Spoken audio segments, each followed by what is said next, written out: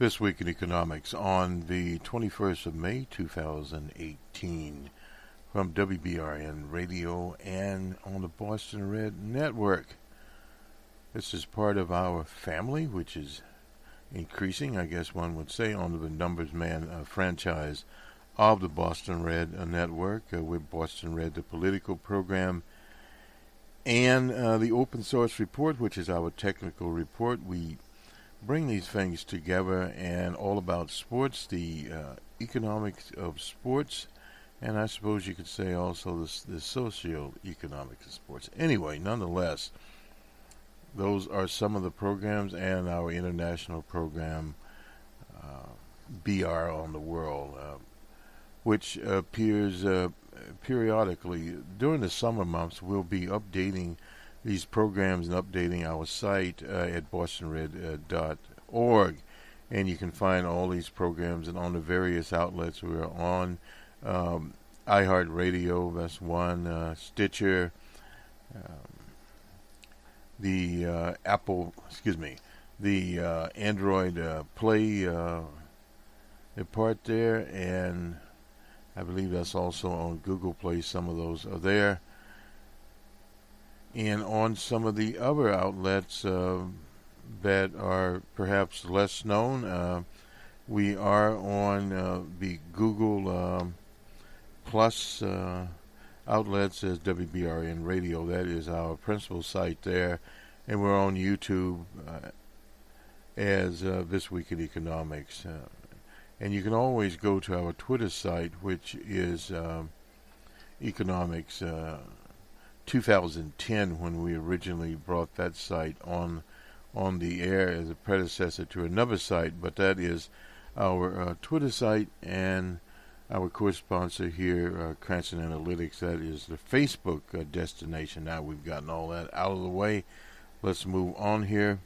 We'll be talking about the gig economy, but first some introductory remarks to where the economy is at this particular juncture. There are a number of trade agreements that have not been as they say, instated, I guess is the word to say. The North American so-called free trade NAFTA, it is on the table being negotiated between the U.S., Canada, and Mexico. There are no firm terms on that, so some uncertainty there.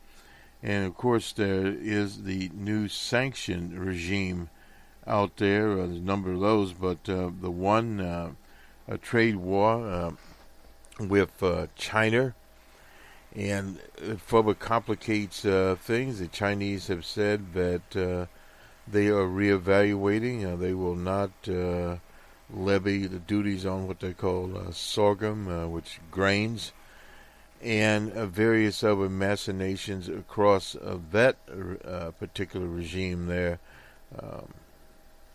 We've not really had a quote-unquote modern day trade war in a number of years.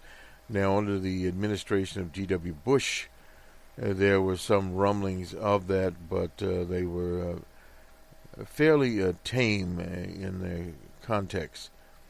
And, of course, we had some in the 80s, but the economy was different at that time than what we have now after the Depression of 2008, and that's what we'll leave as our benchmark, where the economy changed, and the economy, of course, being much more globalized.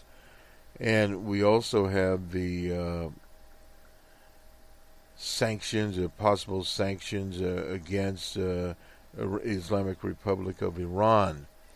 Now, that involves the energy production sector, and we'll spend at least a couple of minutes talking about it and the ramifications there.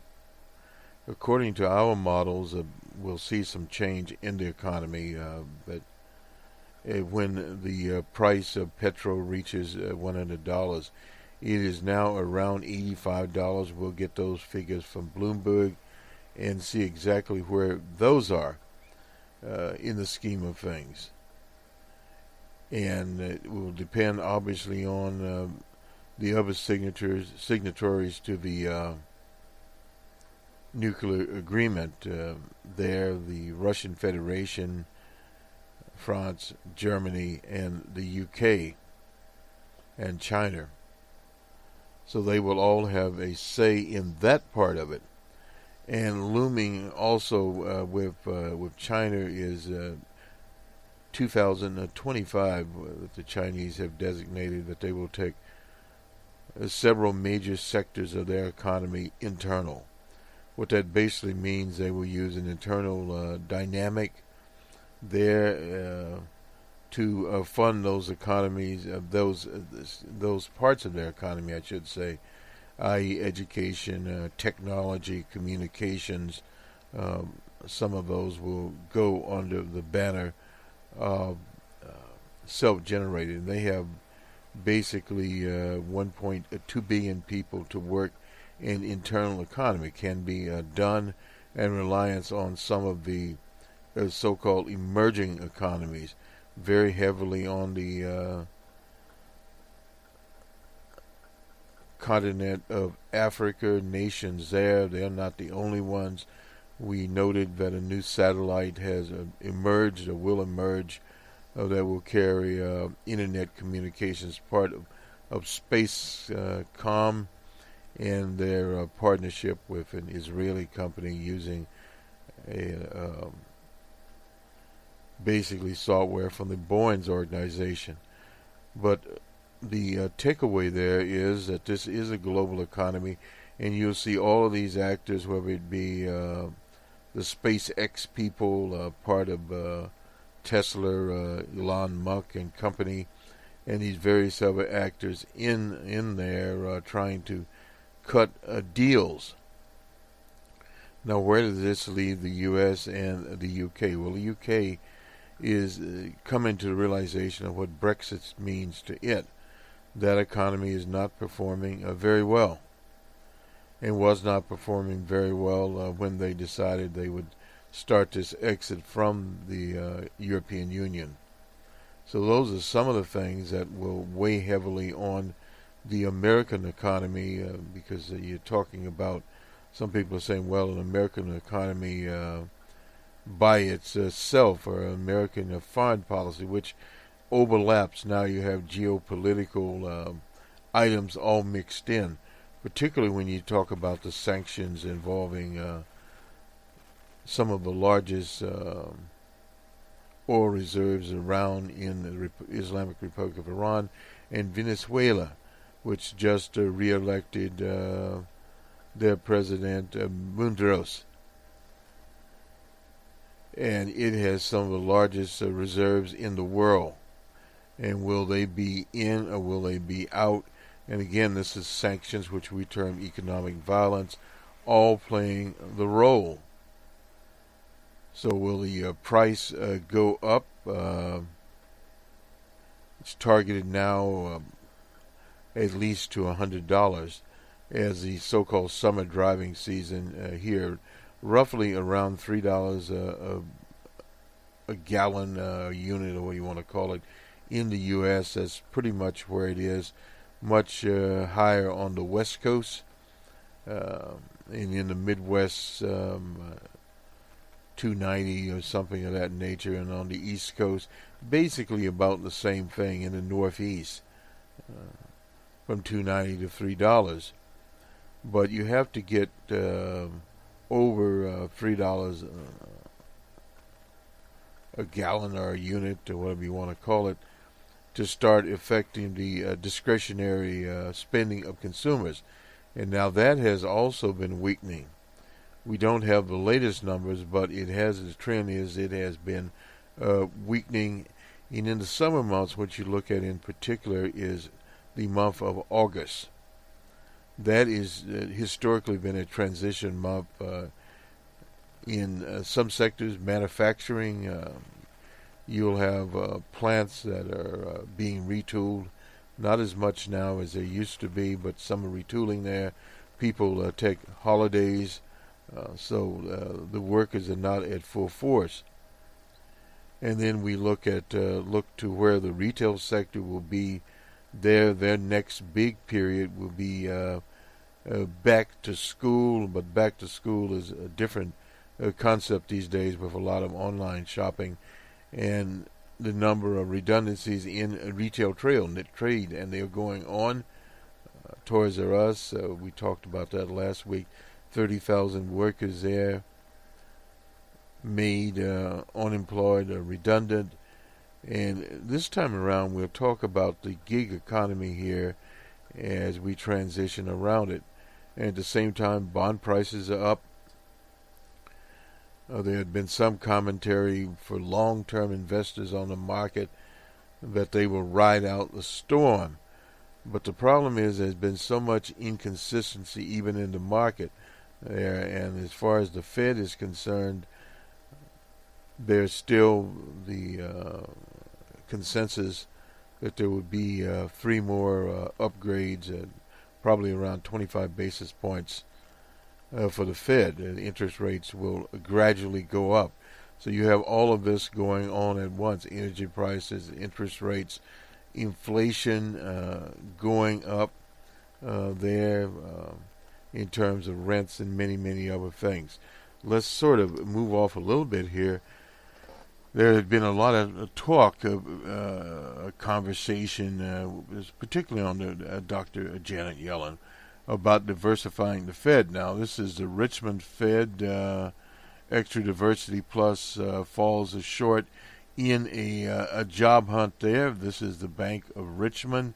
Efforts in 2017 to broaden the field of candidates for their vacant president, posted by consulting with community groups that were essential, but produced minimum direct results, according to correspondence between Fed officials. Under pressure from activists to find minority and women president, the Richmond Fed's board of directors, and this is, remember, one thing, it is a board of directors, and the search firm they hired reached out to more than 70 organizations whose missions include focusing on diversity and inclusion as their search for so-called qualified candidates. The letter shows the document was released to Bloomberg on Friday under the Freedom of Information Act. Although the efforts yield minimum direct results, we believe they were essential to ensuring a context of a comprehensive and inclusion to which to base the ultimate decision. That is from Margaret Lewis, chair of the Richmond Board. She wrote to the then federal governor, Jerome Powell. That was in November. Powell, of course, is now the chair of the Fed, and then you can know what to expect.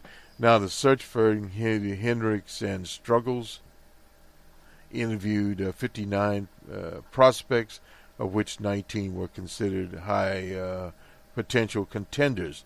The board's search committee then interviewed 14 finalists, including 4 women and 6 candidates who were ethnically diverse, before settling on Thomas Barkin. He's a senior executive at global consulting firm McKinsey & Company, who formerly served on the Atlanta Fed's board of directors. He was approved unanimously by the non-bankers on the board on the 20th of November. So in other words, this is an insight. The central bank has been on the fire from activist groups in recent years for lack of diversity in the leadership, including regional presidents who were appointed by regional directors and the Washington-based governors who were selected by U.S. presidents. 6 of the past 7 appointees and nominees have been European men. The single document released on Friday came in response to the requests, freedom of information requests, from Bloomberg. The Richmond Fed General Counsel Mike Gluck replied to the request by claiming the Richmond Fed is not an agency subject to the Act, and that many records covered by the request would qualify for exemptions under the Act. The letter summarizing the search timetable was produced, Gluck said, because the Richmond Fed strives to be as transparent as operations. In other words, the political pressure was there. The letter lists Three top reasons why highly attractive prospects withdrew because after interviews they were sheer complexities of the role, the Richmond, Virginia location, the perception on the part of some people about the limitations imposed on the next bank president by the political climate.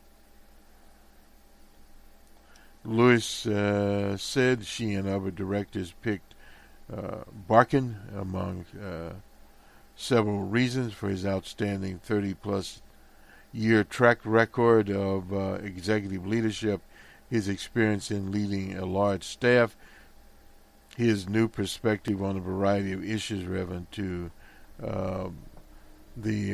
maximize the organization, exceptional academic credentials, including a deep focus on economics, and for his experience at the Atlanta Fed. Regional Fed presidents serve on the Open Market Committee, which sets interest rates. Barkin is a voting member this year. Now, if he has 30 plus years of experience, that means that he is an old line type of person. Now, I don't know about any new perspectives that he's bringing after his 30 years of experience. We don't have that available to us in his career, but it seems like an inside track game. That's why they fell short, no doubt. And then, of course, they quibbled around. Now, this McKinsey & Company, we've used some of that data before, is a global consulting agency, sort of an inside operation there that's involved in. So, in other words, be familiar to the financial community. Let me just check him out here. And this is from Wikipedia. He worked at global management, McKinsey & Company, over 30 years, including senior positions, chief financial officer, that doesn't mean very much, chief risk officer, oversight of financial, legal, and information technologies functions. Among other things, he served on the executive committee of Metro Atlanta Chamber of Commerce, Emory University Board of Trustees, and the Federal Reserve there. He's from Tampa, Florida. He has a bachelor's degree in economics, a law degree, and a master's in business administration, all from Harvard University. Excellent there. But he really doesn't have much in terms of economic background there. But anyway, worked for the global firm for 30 years, and he was the chief financial officer. This resume doesn't really tell us very much at all about him. Member of the executive board of the U.S. Golf Association. Oh, well. I mean, these are the kinds of things that don't say much about him other than he was a lifer at McKinsey & Company, 30 years there, senior partner in McKinsey's Atlanta office. So he was in Atlanta. That's his introduction to the good old boys network, I guess you would say, there. But principally what we want to talk about today is the gig economy, and appreciative of the public news service bringing this in, and we'll talk about the study, but nonetheless about the concept of full employment according to obviously recent data that attributes some of it to the gig economy. And from the Economic Policy Institute, we'll look at this in a minute, shows the impact of tech companies such as Uber, and of course we throw Lip in and various others, by Lawrence Michel. A distinguished fellow there, publicized hourly earnings for Uber drivers frequently levels out the expenses to independent contractors. which includes more than 30% of the fees the company takes off the top.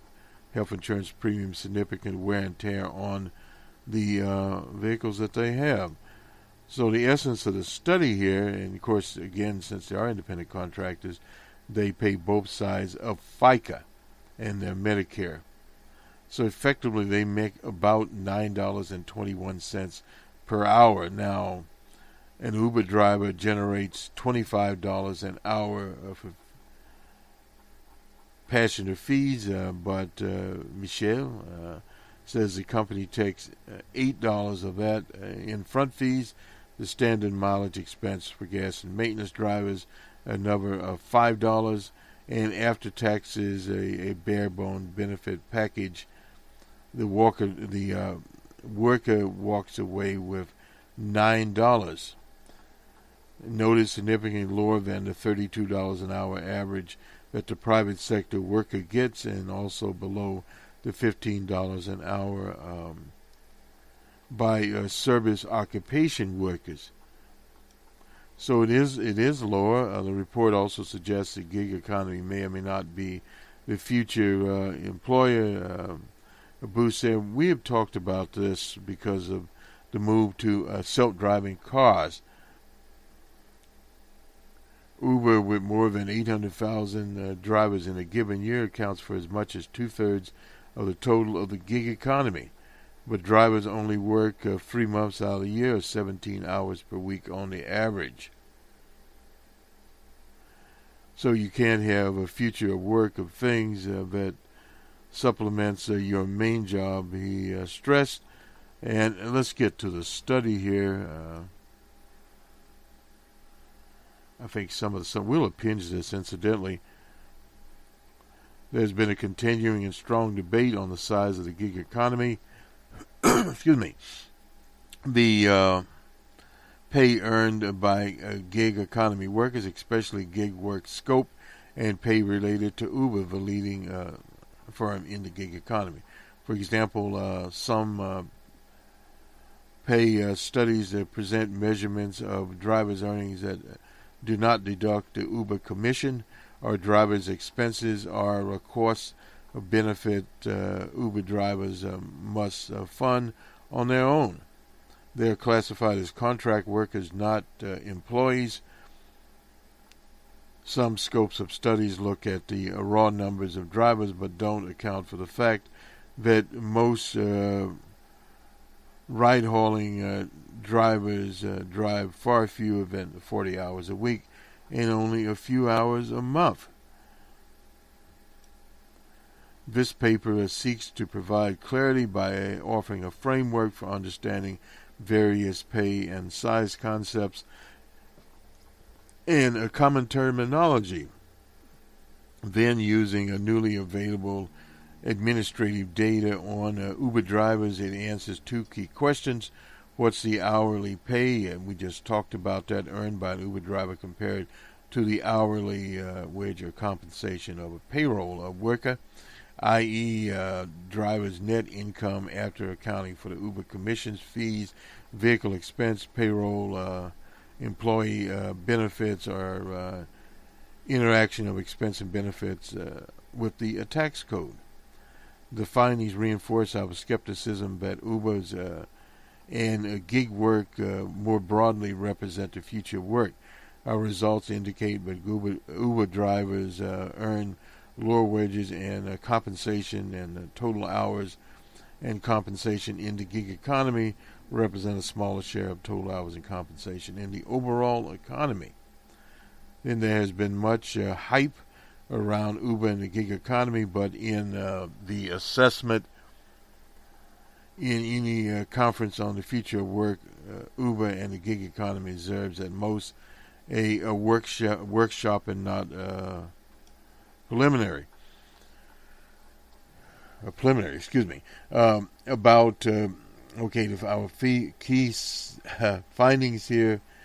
About a third of what passengers pay goes to Uber in the form of fees, as commissions, booking fees per trip. Uber drivers' compensation, the income earned gets after deducting Uber fees and driver vehicle expense from passenger fares an average of $11.77 an hour. The average Uber driver hourly compensation is substantially less than the $32.06 average compensation for private sector workers, less than the $14 average hourly compensation of workers in lowest paid major service occupation groups. Uber drivers' discretionary compensation. The income drivers get after deducting Uber fees and vehicle expense and mandatory extra Social Security and Medicare tax, what's called as FICA. Self-employed drivers must pay an average of $10.87 an hour. Discretionary compensation, as developed by our analysis, measured the maximum income available to the driver for consumption by assuming that drivers do not provide themselves the equivalent of health and retirement benefits or social insurance, workman's comp, or unemployment insurance that regular workers, W-2 types, receive.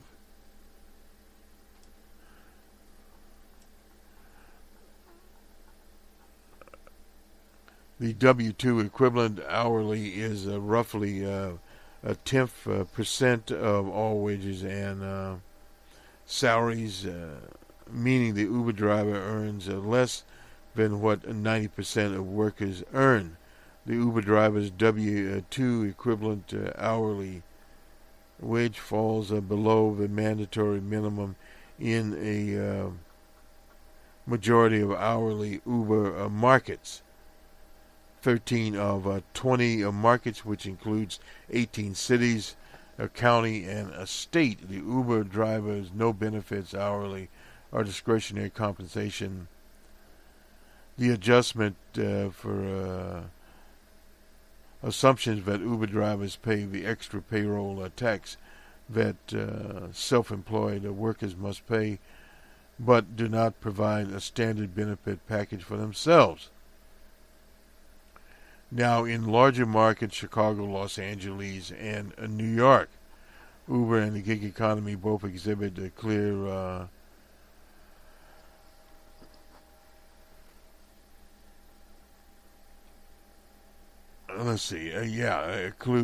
clear duality on one hand, and their platform engaged many participants, though most do so for supplemental income, very part-time basis, frequently for limited time. On the other hand, the platform has a hardcore group that are full-time, year-round workers who provide a large scale of service to consumers provided by Visa platforms.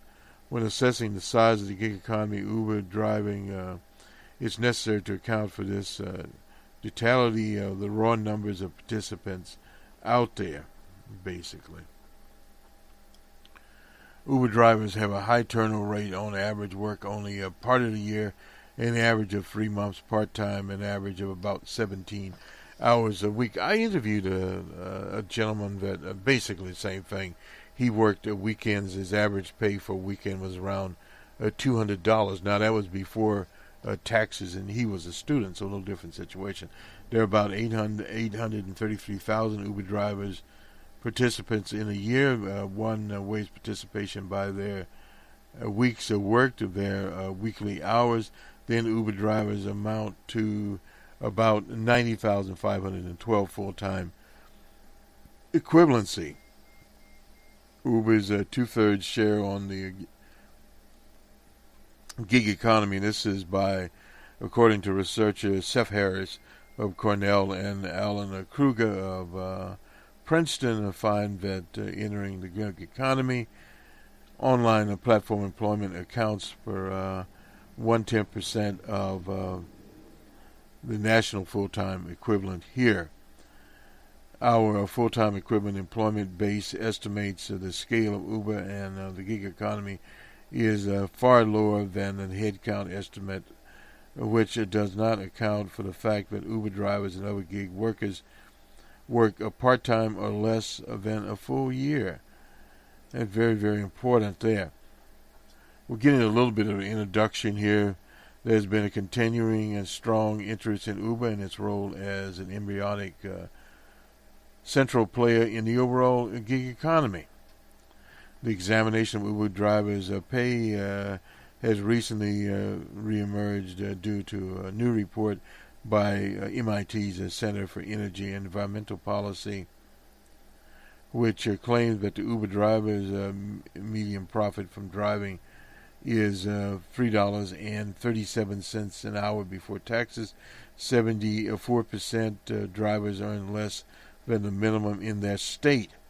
Jonathan Hart, Uber's research director, claims that the minimum, as a minimum article, that the MIT study had a flawed methodology that resulted in the hourly earning numbers that were far below any previous study. So there is some debate here. The Center for Automotive Research issued a revised estimate of Uber wages in two methods, and Uber's medium profits range to $8 to $10 an hour. That would be about right there. And a lot of that would depend upon, I talked to a lady out in Chicago also that is doing very well at doing that. And a lot of it depends on the runs that you make and any tipping involved also. She was doing a lot of runs to O'Hare, which changed things around a bit, and depending obviously on how many hours she worked, and would have been considered a full-time person.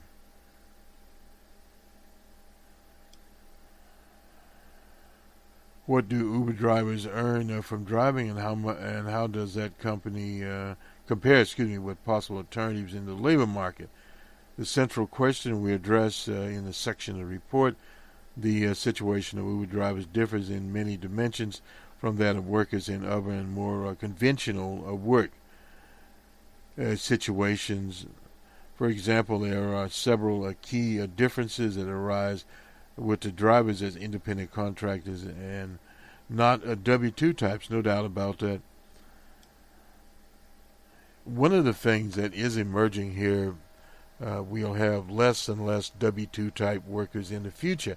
Now, what autonomous cars will do to Uber is one of the big potential purchases of these cars, autonomous cars, and what will happen to some of these workers. Well, some of them will drop off. Will Uber use their self-driving or autonomous cars on the more profitable routes and leave the other routes to, as they say, the workers? Well, that's something to be seen there. So let me just get through this very, very quickly here, and we'll do the numbers. We don't want to spend a lot of time. And it does go into compensation, how it's computed, using different assumptions to derive Uber's compensation and wages. Now, it depends on how you do it, as anything else. And the wear and tear on automobiles. I've noticed seeing some Uber drivers that have fairly new cars. Now, again, tax deductions by submitting their actual expenses. This is 1040C, rather than using the standard allowed by the IRS, which is 54 cents per mile. That was in 2016. The use of standard expense deduction rather than the actual driving expense would provide a subsidy for drivers. If the Uber driver uses his standard expense deduction of 54 cents per mile, this would mean $10.30 an hour at 20 hours driven, rather than the actual expense at $6.40. This would confer a benefit of $1.11 an hour, equivalent to the marginal tax rate, the tax paid on the last dollars earned. And some of this has changed in excess of $4.40 by using the IRS standard expense rather than what the estimate to the Uber. This implies a sizable boost to the driver's bottom line. Well, the standard expense, that is more mileage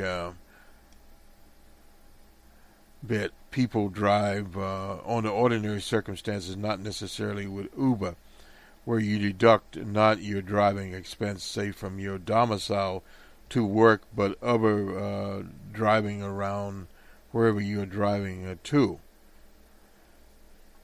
Or you can use the other method, which basically is the whole thing in terms of your car and expensing here.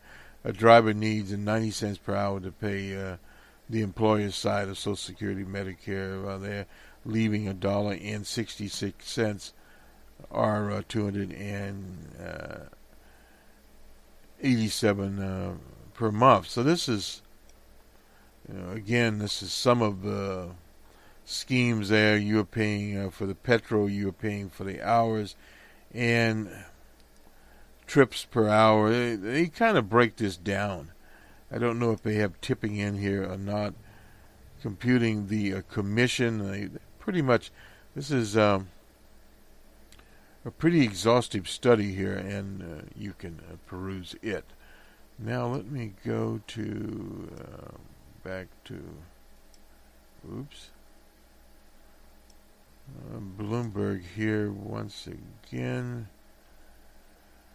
Where did Bloomberg go?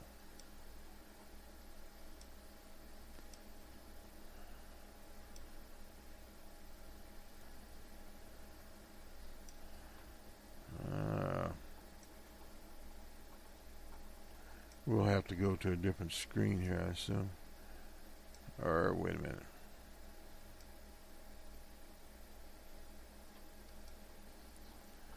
And get the numbers, as one would say.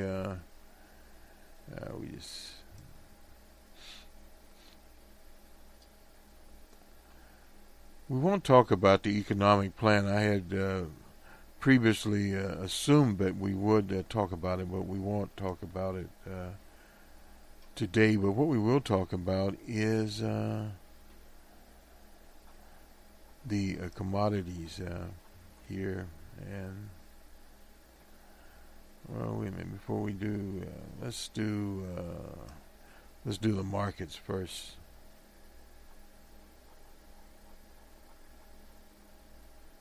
And then we'll get to commodities. Where are we here? Yeah. We'll start out with Asia here. The Nikkei is, let's see, where is the Nikkei?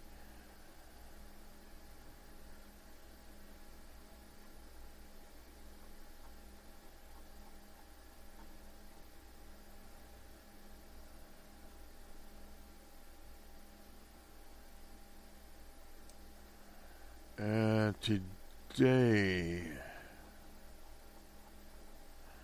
here we go, at 72.01. The tropic index, as in Tokyo, also is negative 1.5. The Hang Seng at 186.44. That's in the positive. I won't get into some of these other indexes there.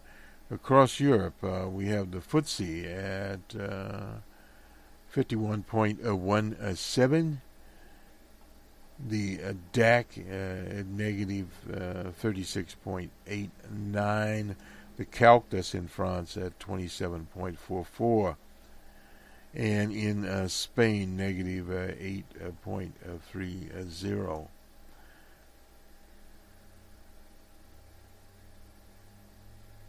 The Dow Jones, that would have been on, well, actually, this morning is kind of messing up my figures here.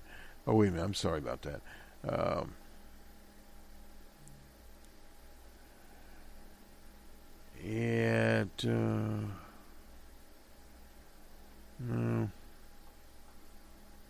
Oh, it's not open. So this is actually for Friday.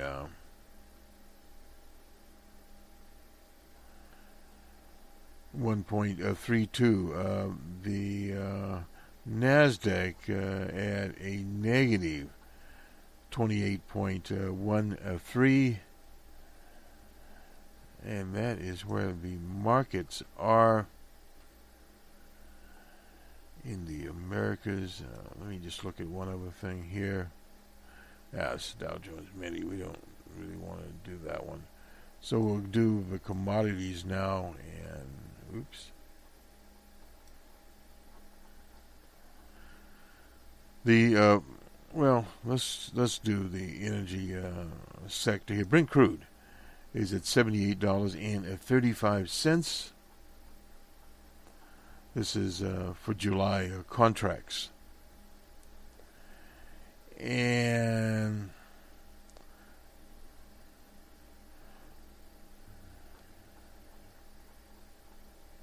let's see.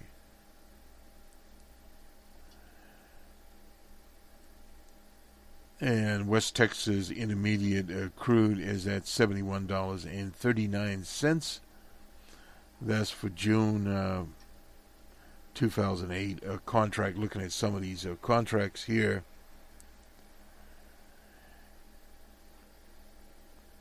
And natural gas, home heating at $225 and $90. That is the energy sector.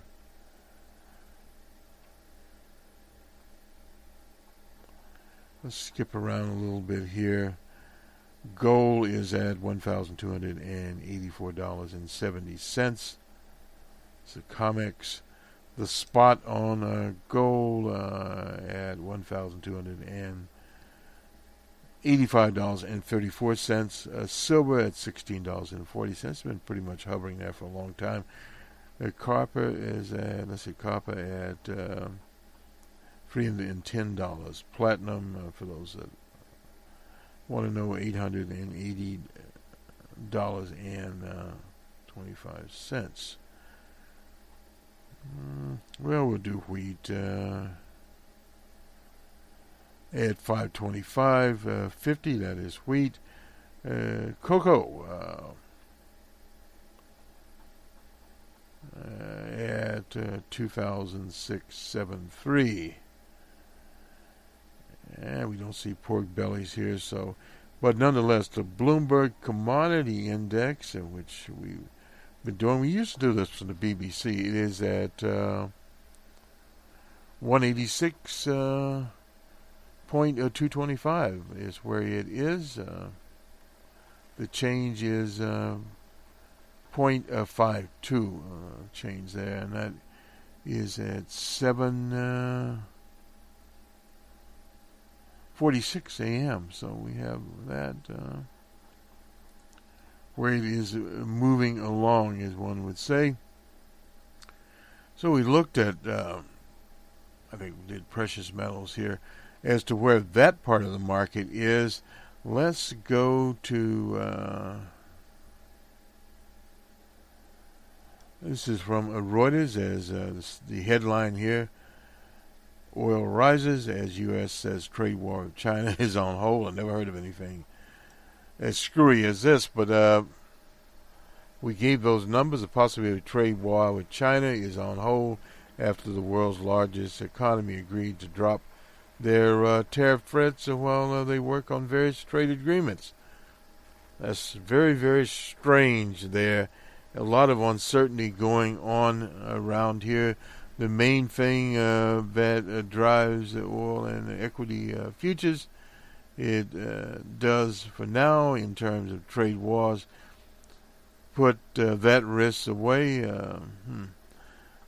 The energy ministers of Saudi Arabia, United Arab Emirates, last week voiced concern about recent market volatility and plan to meet their Russian counterpart in St. Petersburg. Very strange indeed. A lot of volatility going on out there, and how do they deal with it?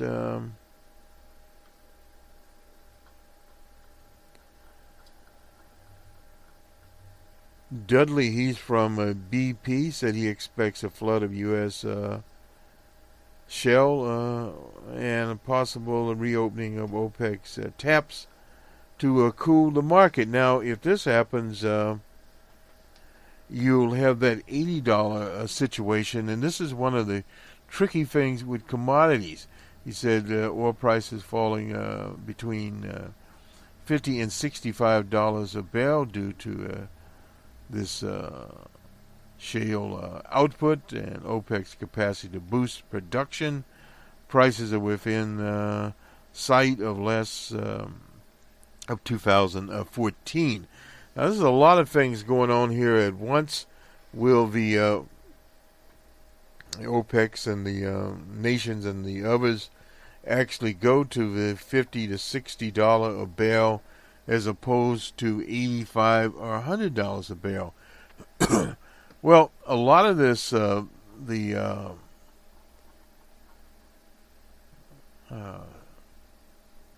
oil, slate oil types, they used to put their probability rate at $50 a barrel. Now it's a little bit different there. But what has happened in the U.S., they can now export to Europe. So that has caused some machinations there with Brent crude, that's a Norwegian crude, and with other suppliers at Kyrgyzstan that supply petroleum product there, and even with Nigeria and various others. So there's a lot of machinations going on here, and I suppose we'll wait for the meeting in St. Petersburg. It's about all we have on that particular situation. So basically, ending our report here, the rise of petroleum product at about $80 an hour, $80 a barrel. Will it go beyond $80 a barrel? Well, that will be seen, but at the same time, we have weakening consumer numbers and comes to consumer spending. That is in the mix, and that's been the case the last 2 months. One of the big problems you always have is you have your Q4 of course being the holiday season, etc. You usually will get better numbers, but Q1 the numbers usually are not as great, and this is basically what happened this time around. And then you get Q2 where we are now. All will depend. And then Q3 where things actually sort of go back to work again as the summer starts to wind down. That's the traditional look. But once again, what you're seeing more and more of is with the markets, particularly the American stock markets, in accommodation. If you notice, Facebook, some of the tech stocks were up, then they went down, and then the with buybacks and whatever else going on there, they started to rise again. So in other words, our seesaw model, one that we use, it sort of works there rather well. But you're starting to see the same economy basically as you had in 2015, 2016, where things would go up, and of course the number of jobs created has sort of hit a bumper, so to speak. And that was criticized in the campaign by DJ Trump. But it is not possible in this type of economy to maintain a 3.5 GDP. It just will not happen. Doesn't mean that you can't have that in a quarter, yes. But to sustain it over a number of quarters, it will not happen with all the world situations. Even though if you move to the commodity markets with OPEC and what have you, opening up the tap, they can alter those markets. In other words, they're not what the old economists would call natural markets, but at the same time they can alter that. And that's what you're seeing. You're seeing a lot of alterations here. But one has to look, well, where will the economy settle when all the alterations are there? In other words, if the price of gasoline goes back to where it was, or very close to where it was before it climbed, where will that particular scenario leave consumers? Consumers got a tax cut, which we're in May now. The consumers have seen a tax cut. The corporations have used theirs, the larger ones. The small and mid-sized businesses are still trying to figure out what's going on. And in the study with the Uber drivers, the standard deduction has been erased. How will that affect the Uber drivers? Well, we'll need to have another study next year after we get the new results out there with the standard deduction higher and where the Uber drivers are and also where the economy is. In certain areas, you'll see that activity higher than others, and in some states that their employment rate is less than the national average of 3.9. They are not. Some are not creating additional jobs. They have sort of hit a bump in the road there as far as their job creation. This is one of the problems that historically states have had when they say they get down to 3.1 and even 2.9, 2.8. That doesn't tend to pan out as additional job creation. You've created the jobs that can be created. And this is where the idea of Bernie Sanders' government guaranteed jobs would come in. That you'd have some part-time, you would have some full-time jobs at roughly $15 an hour. That would have to be tinkered with. But still, basically what you're doing, you're providing a mechanism for people that have fallen completely between the cracks. And this is another form of pump priming. You haven't heard much about the infrastructure program from the DJ Trump administration. Usually those programs are in economic hard times. So it's really a mixture of things. This will do it for us. For those in business, make next week a productive one. For the consumer, obviously keep your eyes on the prize, and hopefully you digest some of this new Uber study as to where things are in this so-called gig economy. But you have Lyft in there, and you have various other situations where people are so-called independent contracts. The IRS has in previous times challenged much of this, and in the tech sector, Microsoft and some others had to pay independent so-called independent contractors. They were in fact employees. Now with Uber, you supply the car, they supply the hours, and there's been some litigation there also as to where these workers, particularly in California and places of that nature, where the workers are. And when you have an increase in the costs of gasoline or petrol, the Uber person will make less. Now, as far as the purchase of cars are concerned, they've been flat. The automobile sales have been flat.